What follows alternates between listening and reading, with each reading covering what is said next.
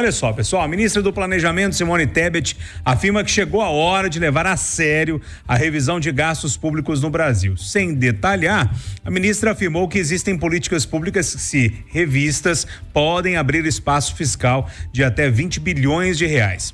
Quando questionada sobre a possibilidade de uma das medidas envolverem super salários, Tebet afirmou que salários acima do limite constitucional são ilegais e imorais. Eduardo Costa, eu acho que ela acabou falando algumas coisas meio óbvias aí. Ela disse que chegou a hora, mas não teria passado da hora? Bom dia. Bom dia para todo mundo. Sabe,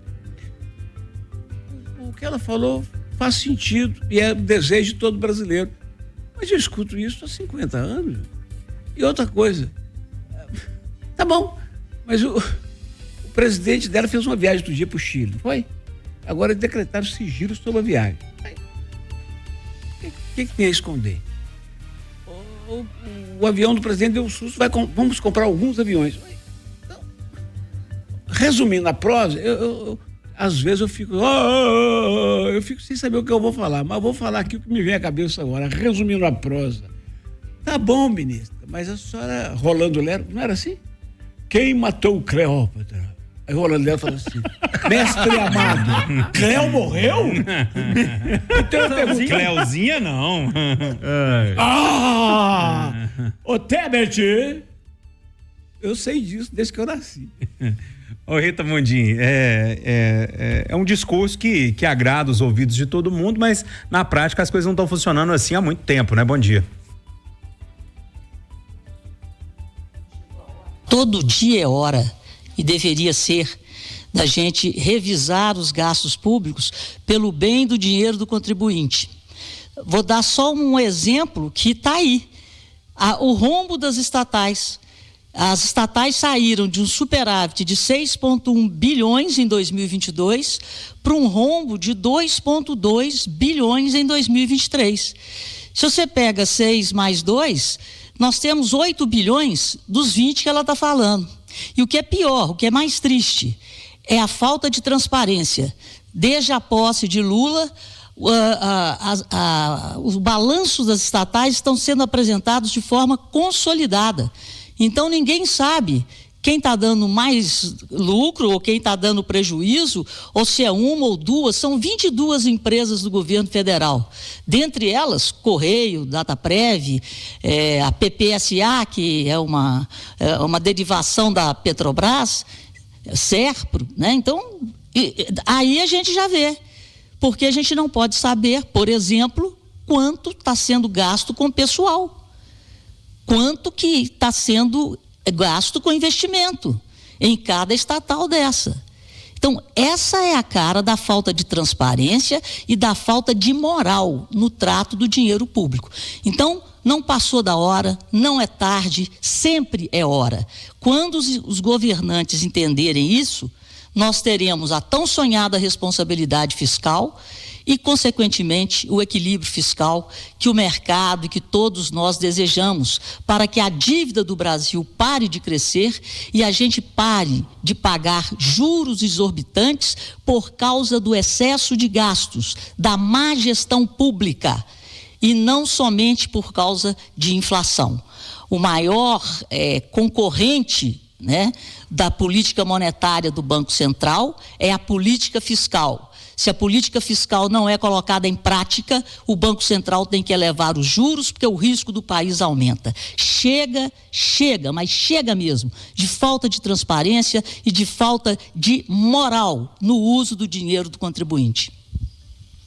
Ô Marcelo da Fonseca, a ministra falou e falou. Bom dia. Bom dia, Júnior, bom dia, amigos do Conversa, bom dia a todos os ouvintes.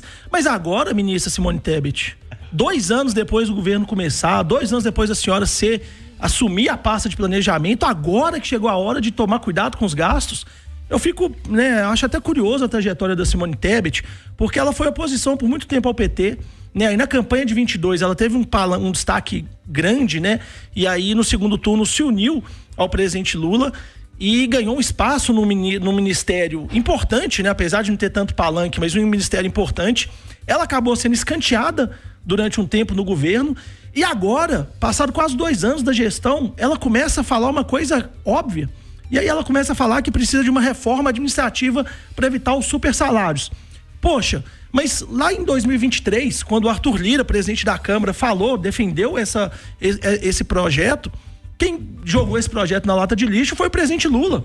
Quem que defendeu, Marcelo? O Arthur Lira, Nossa presidente senhora, da Câmara. Mas é um projeto importante, a reforma administrativa, né? Sim, eu tô querendo dizer o seguinte, desculpa te interromper, mas o Arthur Lira defender a austeridade nos gastos? Sim, com a emenda PIX, essa história toda. Ele apresentou um projeto, ele defendeu uma pauta, e quem jogou essa pauta no lixo foi o próprio governo federal, né? Que não queria desagradar sindicatos, que não queria desagradar alguns grupos políticos. E aí passam 2 anos, agora a Tebet vem falar isso, vem defender essa mesma pauta. Eu fico pensando se ela já está calculando o que ela vai fazer em 2026. Talvez começar a ter algumas disputas no governo já seja interessante para a próxima eleição para ministra. Fala, William, bom dia para você. Bom dia, Júnior, bom dia, bancada, bom dia aos ouvintes da Itatiaia. Não, sabe o que é? Ontem a gente ficou aqui discutindo sobre essas parcerias na política, né? Onde você ataca a biografia do outro e daqui a pouco você é amigo do outro e tá tudo bem. E o Marcelo ainda falou assim, não, isso é legal, é isso aí mesmo, política é isso, a gente tem que discutir, tem que falar. Essa senhora, dona Simone Tebet, né? Ela era aquela senadora que falava que o Lula não podia fazer meia-culpa, né? É a mesma que falou sobre, né, o esquema do petrolão, do mensalão. E aí eu fico vendo, eu falei assim, agora ela tá com o Lula, gente, é ministra do Lula. E ela vem com esse discurso vazio. O que é? Já é campanha eleitoral, ministra? É isso mesmo? A senhora precisa voltar com os holofotes? Porque a senhora ficou um pouco apagada durante esse período de 2 anos. Agora, gente, eu não consigo entender esse tipo de associação. Porque se eu sou contra uma determinada situação, como é que eu vou me argolar com alguém que esteve envolvido em tanta tramóia como, por exemplo, o Partido dos Trabalhadores? Ô William, Júnior, perdão, mais uma parte. Não, aqui. Tudo bem, vamos lá, é a política, né, Marcelo? O William tá lendo muito Olavo de Carvalho e tá confundindo o que a gente fala. Para, Che Guevara.